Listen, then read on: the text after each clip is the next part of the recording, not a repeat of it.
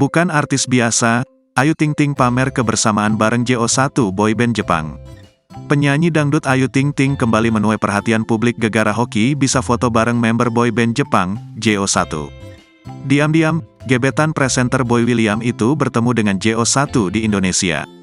Putri sulung pasangan Umi Kalsum dan Abdul Rozak itu berjumpa dengan JO1 di studio Trans 7. Mereka bahkan foto bareng di depan logo Trans 7. Ayu berpose cantik dengan posisi berdiri di tengah 11 member tampan JO1. Arigato gozaimasu, tulis Ayu Ting Ting dalam caption unggahannya di Instagram. Tampak dalam foto yang diunggah, sang pedangdut mengenakan rok mini dan kaos pendek. Outfit Ibu Bilqis saat itu bertema hitam dan putih termasuk juga warna sepatu yang sedang dipakai.